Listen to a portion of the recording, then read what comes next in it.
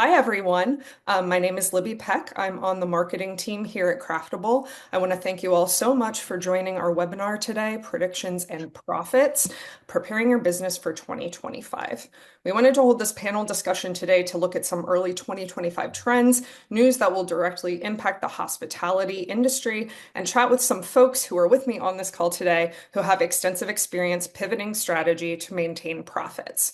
We're going to say hi to them now. We'll start with you, Michael. Michael is the VP of Procurement here at Craftable. Hello, everyone. I have spent the last 30 plus years in the hospitality industry, with my primary focus being in procurement. I've worked with groups ranging from 30 properties to 500, worked with every type of cuisine from Mexican bars to four-star French, and every type of service from ghost kitchens to fine dining. Thanks for joining us today, Michael. If you've joined us for webinars in the past, this is the first time you're seeing myself and Michael, but these two other fellas you are probably already very familiar with. So with that, I'll just go ahead and have Russ, our Director of Account Management, introduce himself as well. Thanks, Libby. Yes, so my name is Russ Spencer. I have been in the industry all my life. I cut my teeth at the ripe age of 15, like many of us in the dish pit. Worked my way through the system. After serving 30 years in operations, I migrated over to consulting in 2015. I consulted for about 9 years, and along that journey, I bumped into Craftable as one of the tools that I used as a consultant to help drive impact to the bottom line. And then I joined the Craftable team about 2 years ago. So I've come to you with 40 years of experience. Thanks, Thanks, Russ. Libby. Thanks for joining us again. And then finally, Jim. Jim now is also on the account management team here at Craftable, and he and I have also done a great case study together, haven't we, Jim? Yes, we have. Yes, we have. So I am the baby here. I have 25 years in the industry. Started in the dish pit like Russ did. I had another career. I was an actuary for a number of years, so I love my finance and my numbers from that perspective. But I've been a brewer. I've been the director of operations for a brew pub chain. I owned a location of a brew pub chain for a while. I spent about 5 years as a restaurant operations consultant for US Foods. That's where Russ and I worked together previously. And I am still an owner of a beer bar that uses Craftable, and I'm in it every day. Love it and love working for the company as well. Awesome. Thanks, Jim. And thank you to all three of our panelists for joining us today. Before we get started, I just wanted to go over a couple of housekeeping items quickly. First of all, this meeting will be recorded, so we're going to be going over a lot of information today. If there's anything that you'd like to refer back to, don't worry, keep an eye on your inbox in the next couple of days, and we'll send the recording straight to you. Secondly, I know that initially this webinar was kind of posed as a little bit of presentation and then a Q&A at the end, but when we sent out the call for your questions ahead of the webinar, we got such an amazing response that we really decided to tailor what we're going to discuss today directly around all of those questions that came in. So I just wanted to give the heads up. If you've noticed that the Q&A feature is turned off for this session, that's why. We wanted to make sure that all of you who were active in participation ahead of the session have a chance to have your questions answered. So thank you again for your participation. We hope you're enjoying your coffee, as some of our panelists are that I've already seen sipping on some of that, afternoon fuel. But I think that's all for housekeeping. So we'll just go ahead and get things kicked off into the actual content of the session. I hope most of you have seen the National Restaurant Association's State of the Industry report for 2025 was released last week. I noticed something interesting. 61% of operators surveyed said their traffic was down last year, and additional data from Black Box Intelligence backed this up. Their numbers showed that comp traffic was down 2.8% last year, and their projections are anticipating only 0.4 higher year-over-year traffic in 2025.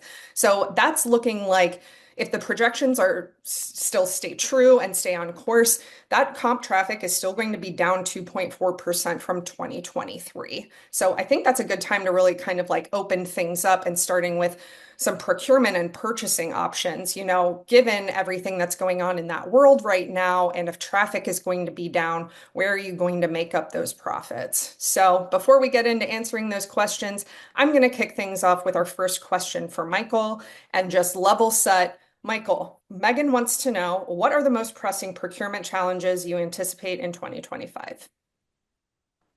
it is definitely going to be a challenging year for all of us. Um, Starting with everyone's favorite topic, eggs and the avian flu. This is real. This is something that only appears to be growing as far as an impact. The length of the impact is obviously going to be a little bit unsure at this point, but give you an idea, if a farm has been affected and becomes quarantined, that farm is out of business for a minimum of 9 months. So there's no question there's going to be an impact. According to the CDC, as of yesterday, um, there are 634 counties in the United States affected with over 1,500 outbreaks. This has reached as far as Alaska and Hawaii. So it's a very real concern about how it affects the overall marketplace specific to eggs and obviously other animals. So people often ask, how does this affect other categories? Will this affect mammals and other animals in general? So there is currently multi-state outbreaks in dairy cattle. We obviously have not seen anything significant in the dairy industry, but it has actually crossed over to mammals to some degree. Obviously, wild birds is widespread throughout the country. The poultry flocks, which really affects our eggs and will affect chicken if it continues, have been sporadic at this point. So there is obviously significant concern about how this might grow and affect the overall markets. Now, something else, Michael, I want to make sure that we touch on because we got a lot of questions around this tariffs. The tariffs specifically on China, Canada, and Mexico, they were scheduled to begin on the 4th, and then they were put on a 30-day pause before they kind of were put into effect. I know the USDA in 2023, Mexico accounted for 23.3% of US agricultural imports. The same year, Canada accounted for 20.6% of agricultural imports. So, considering this is also a top of mind thing, I think at least 3 different attendees asked this question. Laura, Adam, and Mark, how are these tariffs going to impact us? How do we weather that and prepare for those associated price increases? Well, it's really true. The world has gotten to a place where the United States is actually has over 50% of agricultural items imported. So that obviously includes fruits and vegetables, and includes sugar, obviously tropical products, but this extends to grains and meat and fish. Canada and Mexico being the two largest suppliers, obviously, and they've been in the news every day. Here's some good news. Tariffs aren't new. We've been experiencing tariffs with different countries in all industries over the years. So this is not something new. And these are also not, in general, mom and pop companies. So one of the last go arounds of tariffs that hit China, all of a sudden these large corporations opened up factories in Vietnam and Thailand. These companies will adapt and become creative. Some of these things have long-term potential benefits for us, ironically. I think we all know that there are major Japanese auto manufacturers in the United States that has created more of a global marketplace. There is no question there will be pressures as a result of this, and it will have various spikes depending on what's going on and what the current opportunities are coming out of these countries. And I think the bigger thing to look at and to worry about is in general, as prices increase, is it a pendulum effect? And meaning that the price will spike, but then come back. What we typically see is as a price increases or a marketplace increases, it doesn't usually come all the way back. And it doesn't come back because one reason is because obviously the producers have realized the marketplace is happy to spend more money. Um, so we don't always see things coming back specifically. Couple of markets to note over the last 5 years, the beef market in general has been trending up every year continuously for the last 5 years. The poultry market has been all over the map, meaning we are, and depending on what type of poultry you're buying, experiencing a very soft market. But it too has seen a full increase of as much as 30%, and it's fallen back down to what is probably 10% higher than where it was 5 years ago. And the soybean market, which most of us are obviously affected by, is also a market that has been very soft for us. And we've enjoyed, a very nice, stable oil markets. So There's a lot that we'll get into a little bit further of options and how to approach these different challenges, but that's kind of what we're seeing in the marketplaces. Thanks for putting that all into context, Michael. I know that there are so many moving pieces right now when it comes to all of the commodities. Jim, I'd love to hear from you, especially from an operator perspective right now. Like, are you seeing any immediate impacts to your kind of like total invoice costs? I'm sure you're probably feeling a little bit relieved that you don't run a breakfast forward concept right now and thinking about the cost of those eggs. You're on mute, Jim. There you go. Yes, good thing. Sorry about that. Yeah, good thing I don't run breakfast. But then, wait a minute, it's avian flu. I'm up in Buffalo, New York, and God knows chicken wings rule up here. So we've seen that. Michael talks about that volatility with chicken. It's all over the place. But am I worried?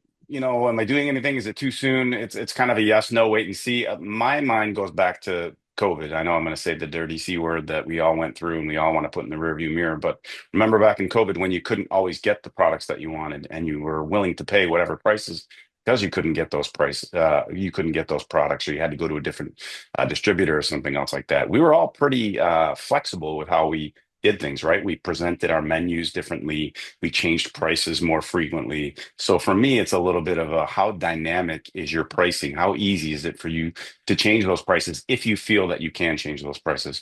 I'll give you the example, sell a lot of craft beer, buy a lot of different types of craft beer. I can spend $70 a keg. I can spend $520 for that same keg, depending upon the beer, the demand, the ingredients, everything else like that. And those things change all the time. So with our beer program, we can be very flexible and dynamic with that pricing. The technology is in place to do it with POS systems and our menus, everything else like that. Even on the regular menu, the food menu, we can be a little bit more flexible sometimes. So I think it's important to think about that. Do you have the ability to do that? If you do, perhaps you can, take some movement in some of those prices. If you don't, you may want to start thinking ahead of time because you don't want to be at the last minute having to raise those prices because you're losing money on that item. Yeah, absolutely. I actually think that your point, Jim, and your experience feeds well into another question that we got specifically about what I loved, the hen issue. Ed and Alan want to know when will there be relief on the hen issue? Michael, I think you already touched on that a bit. And then a follow-up question to that, what is the best way to deal with the crazy costs that are so unstable in pricing and supply? I'm hearing from you, Jim, that a little bit of like flexibility in your pricing, if at all possible, that could be one way. Michael would love to hear any other tactics that you would recommend. Well, the biggest thing, and I'll say, and this pertains to the hospitality industry in general, is play chess. Play 6 moves ahead, play 13 moves ahead. What's coming next? What am I going to do? And what are my options? Anytime you are truly under the gun and it's a last minute decision, we're never making the right decision. We're certainly not as effective of a decision in general. We look at our P&Ls in this industry, and one of the greatest challenges is variables. And so much of the business is a variable and not a fixed number. So the more that you can control and eliminate variables, obviously, the better off you are because you can really hone in onto what you can control. So from a procurement standpoint, so much of what we do falls into a very traditional 80/20 rule. An 80/20 rule basically is suggesting that 80% of the money that you're spending is coming from about 20% of your items. Obviously, that's a little different depending on the type of business you run, and what your menu looks like. But if you think about it, it's logical because so much of the business is run by the center of the plate. You know, so that's where you start to look at your items.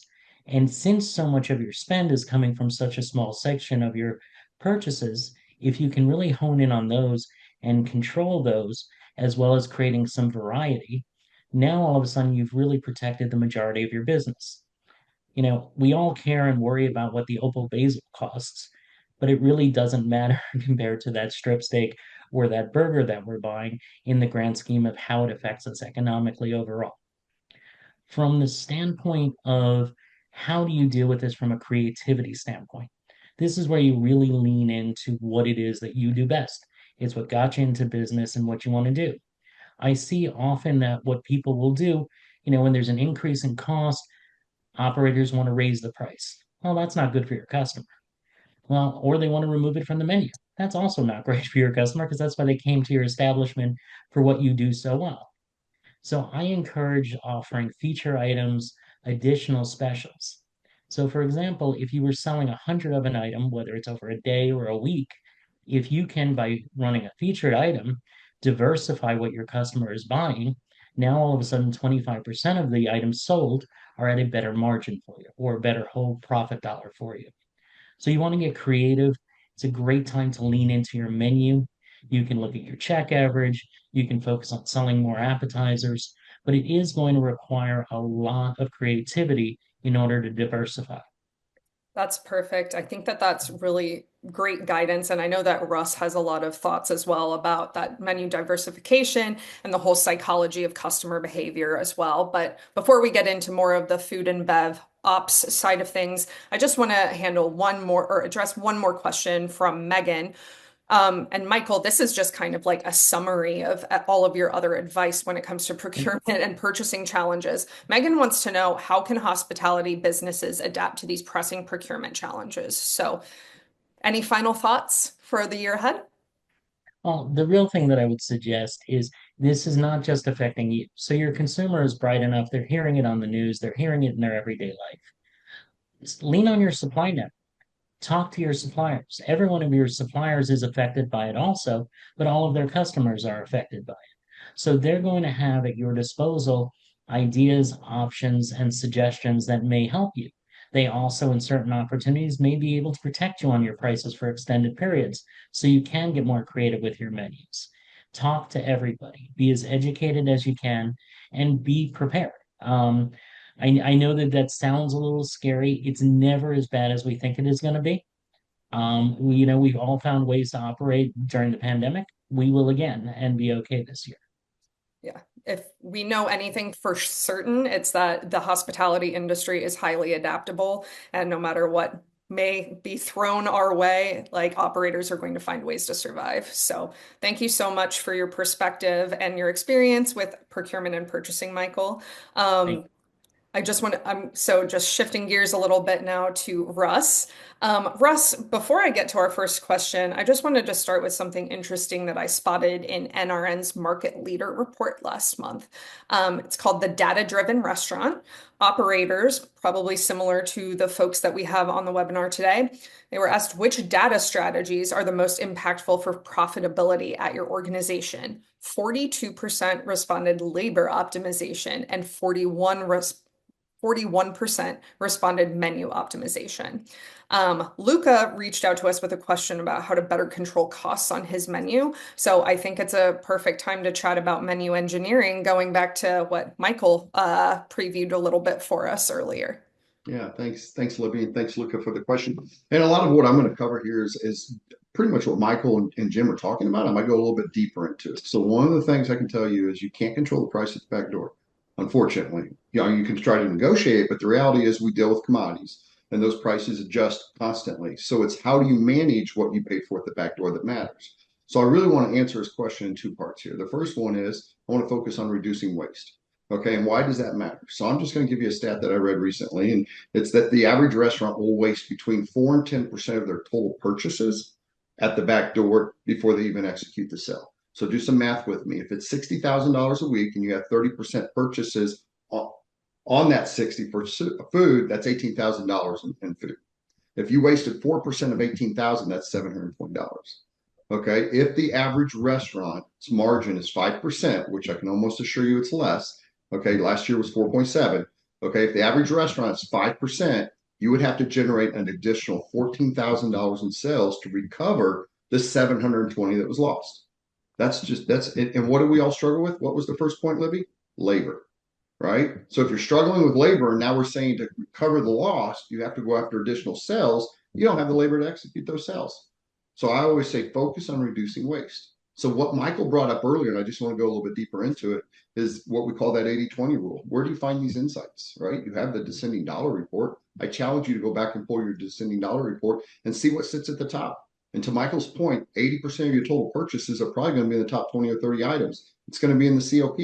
So what are you doing with this? Now that you know that, you manage that item from the back door through the front door. So did you buy it from the right vendor at the right price at the right time?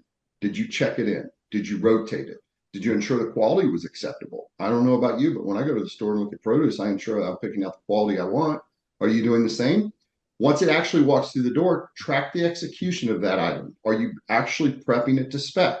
I always jokingly told my staff, you don't cut the top of a tomato off, use a tomato shark, right? So that's the waste. Manage that dollar from the back door through the front door. I guarantee you have more money sitting on your shelf in inventory value than you probably have sitting in your safe right now. However, you count your cash every day, you balance it to ensure you're not short, but you don't treat inventory the same way. So that's step one. Reduce waste, focus on what matters. The second part of that, you're going to go into the menu strategy. Not everything on your menu contributes the same contribution of profit within the section it sits in. So just think about that. If you think about all your appetizers, which one of your appetizers are driving the largest margin to the bottom line? And when you understand what those items are, then you want to design a menu to fully execute profitability, be able to assure balance within the kitchen and protect the brand integrity. So let me give you an example.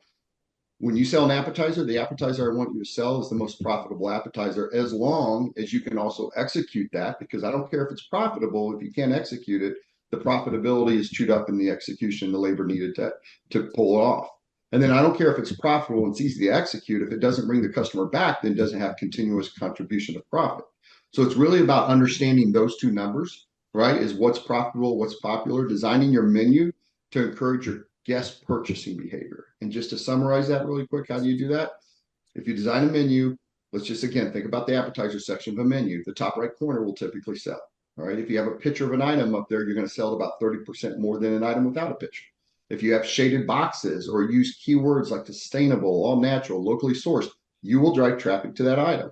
Run server contests on these items, post it on social media, do in-store marketing, etc. But the more traffic you ship to that versus an item where you can't control the cost, okay, is how you're going to be able to drive profitability in these tough times. And I hope that helped answer the question, Luca. Thanks so much, Russ. Yeah, Luca, please let us know if you have any more questions. Always happy to dive deeper. But Russ, thinking about, it's not only menu engineering, it's also reducing that waste. And these are only two small pieces of the overall profitability puzzle. And so with that, I want to get to another question from Josh, who wants to know, how do you expect food cost percentages to change across the restaurant industry, and how have they trended over the past few years? I think you might have a good answer to this one. Well, just to kind of look backwards and then forwards, if you look back and we use past history, cost of goods at the back door up about 20% since 2019. That's what reports say. I honestly think it's even higher. I think Michael can validate that. We read last year, we saw about a 7 to 8% increase and expect it to continue. Okay. So some restaurants are running cost of goods as high as 40%. Now let's shift the gears and look at labor for a minute. Labor's up 30% since 2019. And it's going to continue to rise with minimum wage raising. State of California just bumped minimum wage to $20 an hour, and it goes up $1 every year until it's 24 for fast food restaurants. Okay, so how does that impact your bottom line? So when you think about the cost of goods and you think about the labor increasing, okay, you've seen profitability go away. So it was reported that 38% of businesses in our industry were not profitable. All right, that's 4 out of 10. Think about if we have 50 people on this call, 20 of you were not profitable. That's a big number. Okay, so let's just kind of look at how those cost of goods and how that labor is impacting your bottom line. There's really 5 buckets you're trying to manage when you control your P&L. You have your food, your liquor, and your labor. The combined total of those 3 are called your prime costs. All right, the targeted number that you're looking for in prime costs is somewhere around 55 to 60%. You might have higher food costs, but you have less labor. That's fine. You might be a scratch kitchen with higher labor, but you have lower food costs because you're producing the product in the kitchen. The 4th bucket I wanted to go into is your overhead. Your overhead is going to be everything that's not food, liquor, and labor, and that's typically 16 to 20% of your sales. Your CAM, which is your common area maintenance, is your building cost, the taxes on the building, the insurance on the building. That's 6 to 8%. In a healthy restaurant with prime being 55 to 60 and the other 9 numbers falling in line, you're going to see a margin around 10 to 12. But again, because we've seen those costs of goods and that labor go up, all right, you're running closer to 65 and 70 on prime now. So now your margins are down to 3.5 to 5. Okay, so where do I go? I go to prime. I focus on controlling what I can control. Michael said it earlier, and I'll just close the door with it here. Okay, most everything within prime is a variable cost. All right, your cheeseburgers weren't cheaper because you sold more. All right, the only number in prime that's typically fixed is your salaried labor. All right, your labor goes up as your sales go up. So it's really about understanding where your prime is, monitoring it, tracking it, and keeping it in line. Yeah, I think that's a great point. And I mean, tracking the prime, I mean, again, thinking about the bigger profitability puzzle and what you actually can control with this labor optimization question. Russ, we actually have some existing tools in Craftable that are great for that. So I'd love if you could spend about a minute talking about what you recommend for our current Craftable users. Yeah, the first thing I always tell people to do with labor is start with forecasting, right? So you have to really pause for a minute, understand what data can you use, pull in, monitor trends, and then manage traffic. I want you to think about something. What was last Sunday? It was a bad Sunday for me and the Chiefs, right? Sure But it was a was. good, it was Sure a good was. Sunday for you. All right, what's next Sunday? All right, next Sunday is the Sunday prior to a Monday holiday. All right, what does that do to your sales? What's Monday? Typically on a Monday holiday, we see about a 40% increase in sales. What's Friday? It's Valentine's Day.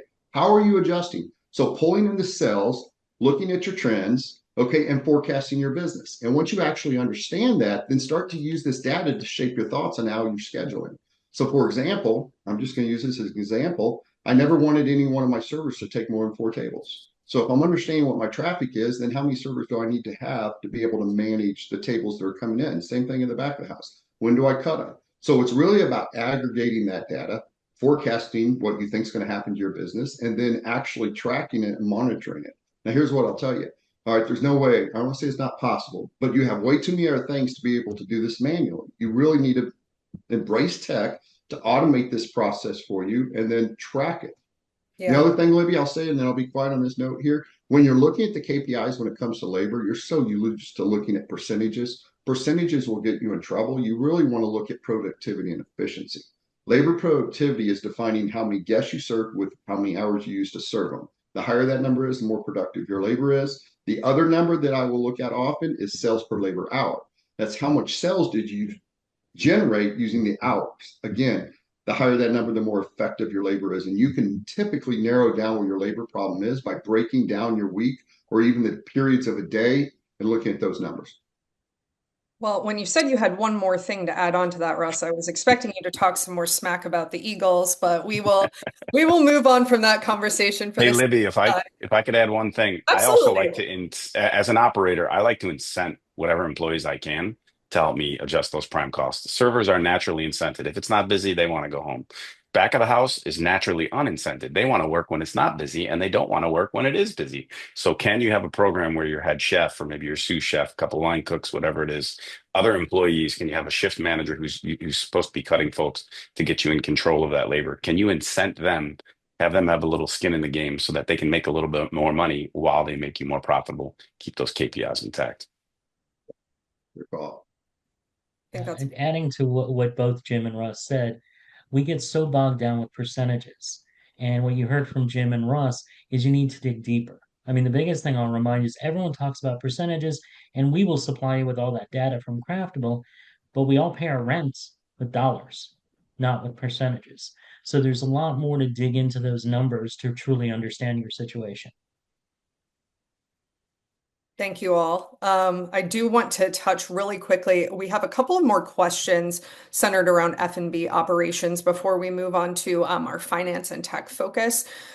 So this question came in from Tasha, kind of like going off of more of Craftable's capabilities. Tasha wants to know, what are some tools and features that Craftable users may not be using to advance their knowledge of developing management for their restaurant profits, trends, and finances?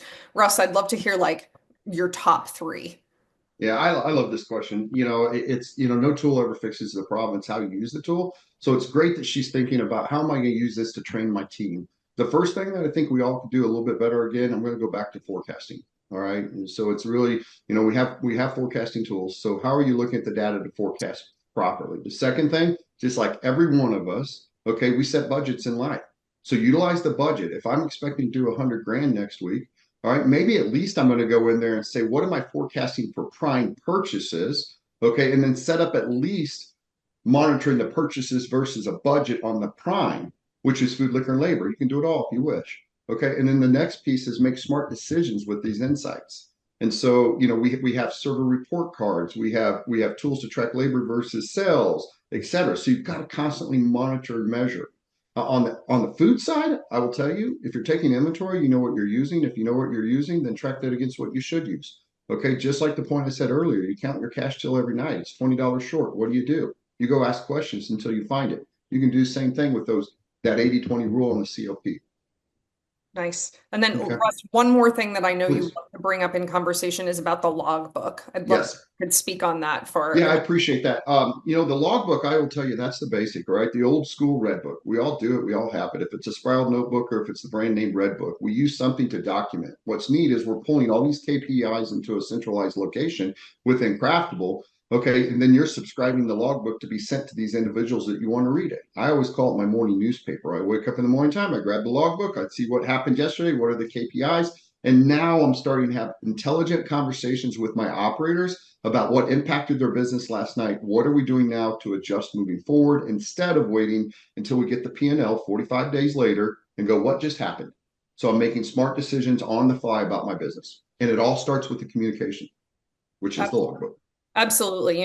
Data is extremely important. I think we all Mhm. know that, but it is only one part of the story. There are some things that you might not be able to track just based on, like, you need context around the numbers that you're actually getting in. So Yeah. What do thanks they for mean, Libby? That's exactly. the thing, I right? just had to plug that logbook because I know Yeah. that you Yeah. are like a huge advocate for this tool. I did want to mention logbook is only available within Craftable Analytics. I'm going to launch a poll right now.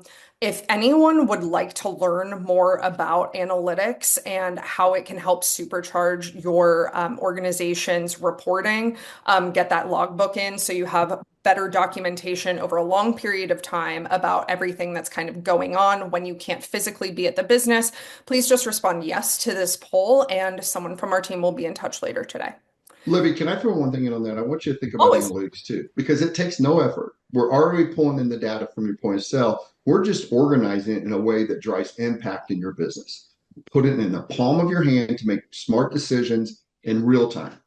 Yeah, That's the difference. I'm not waiting until next week, next month, end of the day. I'm literally making decisions right yeah, like you said, kind of like seeing like the results 45 days later now. and trying to backtrack when you can barely remember what happened 2 weekends ago during Yeah. your previous shift. All right.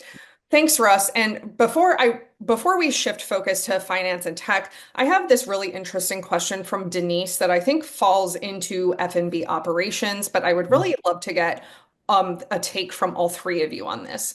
Denise wants to know, how do you compete with other restaurants having lower prices?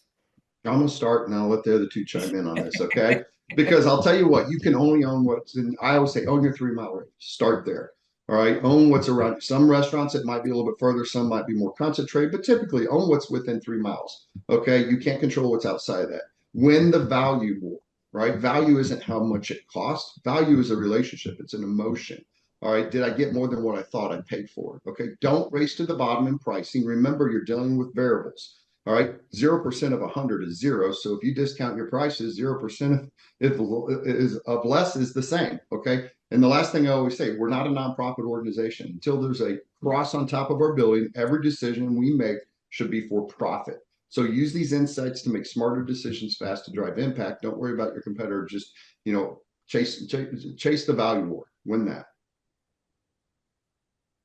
I would add that, sometimes you're dealing with someone that doesn't even know that they're losing money at the price level that you're at. So you kind of have to endure. I've been to many a restaurant, the restaurant operations consultant when I worked at US Foods, where they didn't charge themselves rent for the building that they owned. I mean, is that a competitive advantage to be profitable? Sure, it is, because you have no overhead for rent from that perspective. But the reality is they're losing money on the fact that they've got hundreds of thousands tied up in this asset that's making them no money from that perspective. So I think you kind of have to endure. And I agree with Russ. You got to do what provides value and what draws your customer in. There are going to be customers that do maybe things a little more fancy and more expensive and everything else like that. And they're going to be at a higher price point. They're asking that same question down to your restaurant. And conversely, you have restaurants that probably just do high volume, really low pricing, not really good quality of ingredients. Is that the model that you want to be? You have to have a comfort level of what you want to be and how you want to do it. And then, it's the long haul as well, too. Yeah, I completely agree. The idea of the race to the bottom is not a winning strategy. If you look at some of the top companies out there in a very low cost segment, a few years ago we had the chicken sandwich wars, and we talked about whose was the best. And I'm sure everyone, watching this has their favorite. Does anyone remember what the cost difference was of any of them? Does anyone even remember what they were selling them for? Shine where you can shine best, make great product within a reasonable cost constraint, but don't let that run your business. I think that's great guidance, everyone. Thank you, Russ, for leading us through the F&B segment of the discussion. Now we're finally going to punt it over to Jim, like your time to shine. We're going to be talking a lot about finance and tech. We got a lot of questions about AI, and Jim, I know you have a lot of thoughts to share around this. So I just want to start us off with a question from Josue. He would like to know, what are the most important challenges you face when implementing AI in your business? Sure. And I see Josue made the participants list. So hopefully you'll enjoy this answer. I think you first have to define what AI is, right? It's not just Chat GPT that you see everywhere where you say, hey, give me a picture of a chicken dressed in cosplay and it brings back something from the internet. There's a lot more to what AI can be. There is the intelligence part of the learning part of it, but also it's a lot of moving data efficiently and actually growing from that. So to me, it's really tied into the tech that makes you more efficient and or more accurate. That's where I see the advantage of using AI or portions of AI in your restaurant.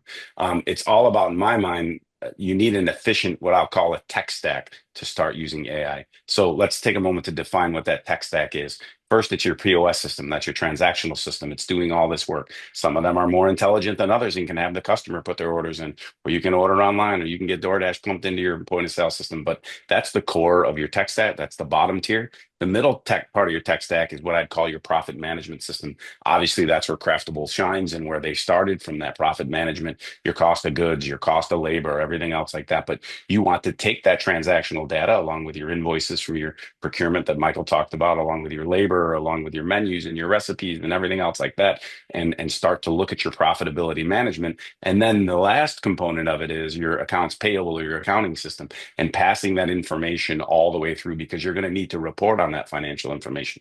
You may have investors, your accountant wants it. You want to know what your actual results are from that perspective. So your tech stack, I think, is very important. And it can also include some ancillary things, like it could be your labor tool. Maybe you're clocking in and out of a different labor tool, not your POS, or you're writing your schedules there. Does that integrate with all the other components that you're doing? A lot of people sell things directly from their website. Your website is your digital front door. I think it's really important. Your website should be very transactional, but you want to use all of this information to drive these decisions efficiently and accurately based on data. And that, in my mind, is the definition of how AI can be used at least most effectively, quickly in your restaurant. Sure, someday we're going to be able to be like, hey, write a Japanese restaurant menu for me in New York City, and it's going to give you prices and everything else like that. We're years off. And I guarantee you, once we get to that point, there's going to be a swing to come back and say, let's all do this ourselves and not have AI actually write it for us. But right now, it's about that tech stack and that efficient passing of data. Yeah, absolutely. I think it's also important to touch on the point of, like, a lot of this AI that we're seeing, at least on the consumer side, it might be already be in practice. Things like auto check-in or dynamic room pricing for the hospitality and hotels. And this trend is only going to continue to grow. Our partners at NetSuite released this great piece about AI and hospitality last month. Their data suggests AI adoption and investment in hospitality is going to increase 60% per year over the decade from 2023 to 2033.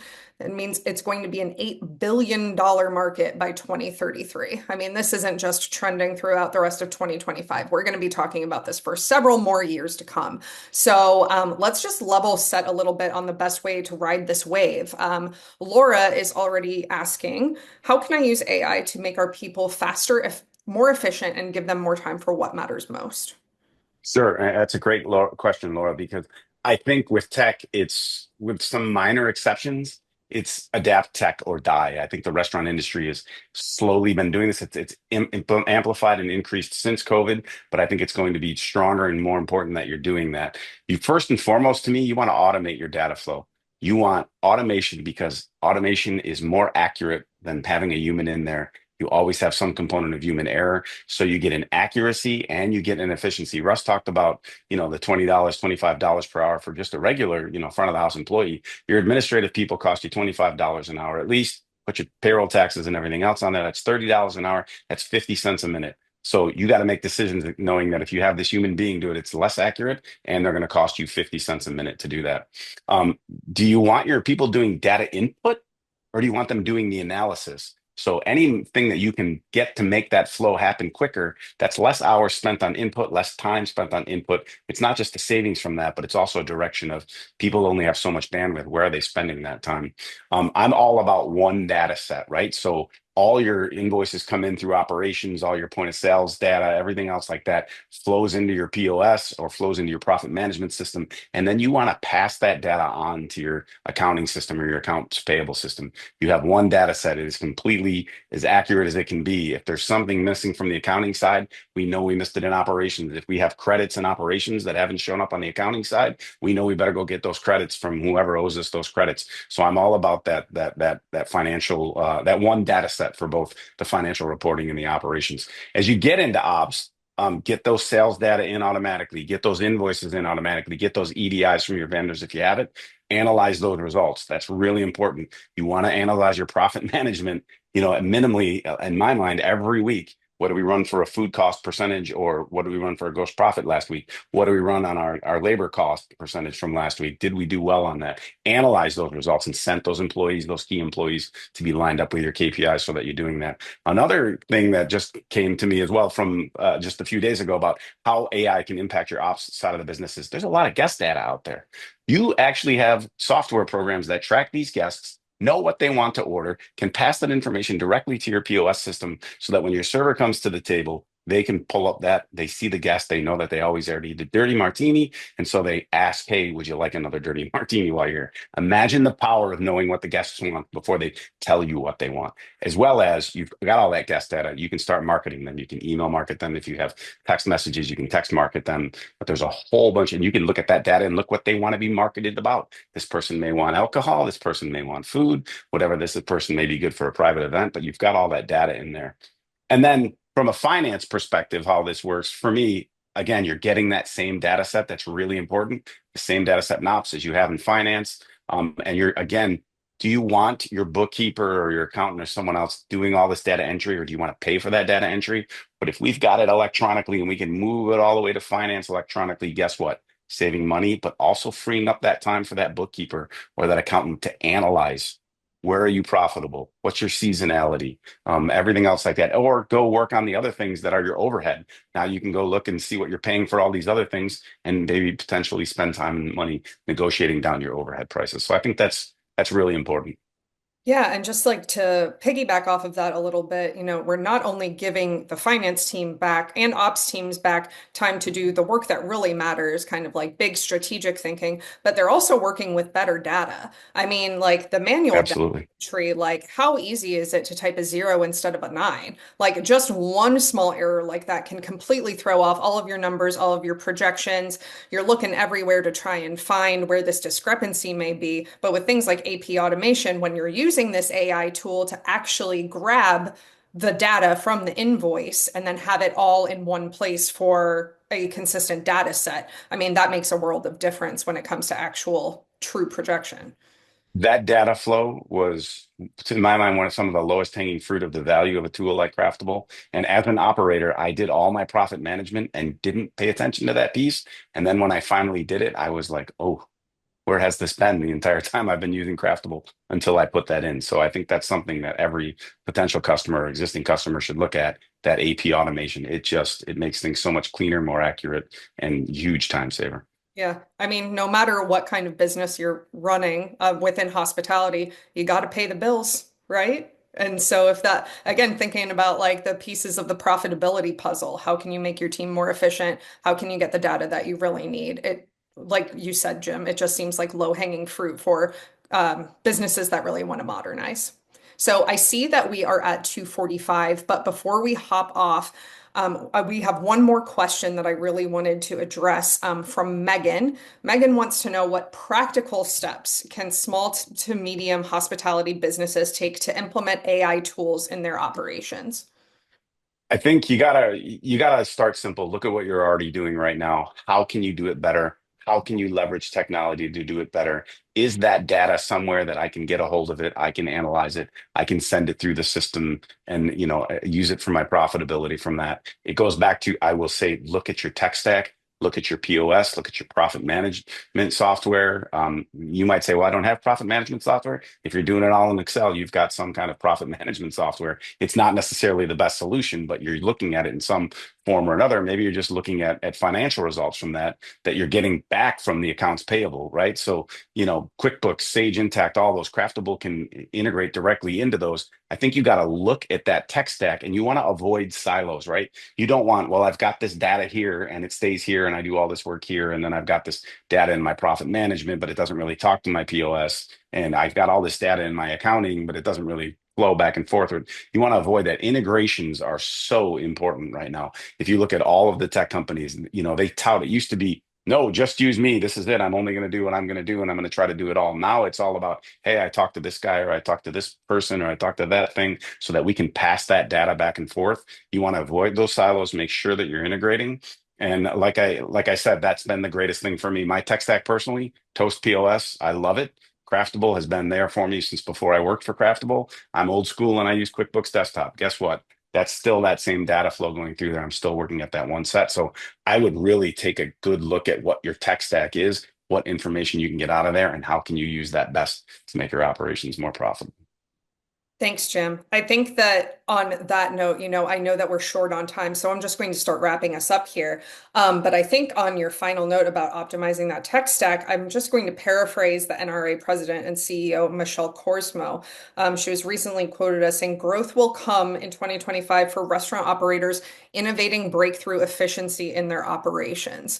Breaking those silos down, that is like really a key place where you need to begin. For those of you on the call who are not current Craftable customers, that's what our product is designed to do. We're specifically breaking the silos down from across procurement, F&B ops, and finance to give operators the visibility, direct data set, and real-time insights that are really going to move the needle on your profitability, even in kind of uncertain, unprecedented times that we found ourselves in over the past 5 or so years.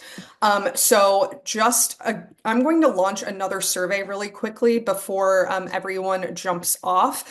If you are not currently working with us and you would like to hear more about what Craftable can do to help your profitability, both in this year and beyond, we help over 10,000 operators across North America improve their profitability. We would love to continue our support of the industry and helping you as well. So if you want to hear more about Craftable, please just respond to that poll. And again, we'll be in touch with you later today.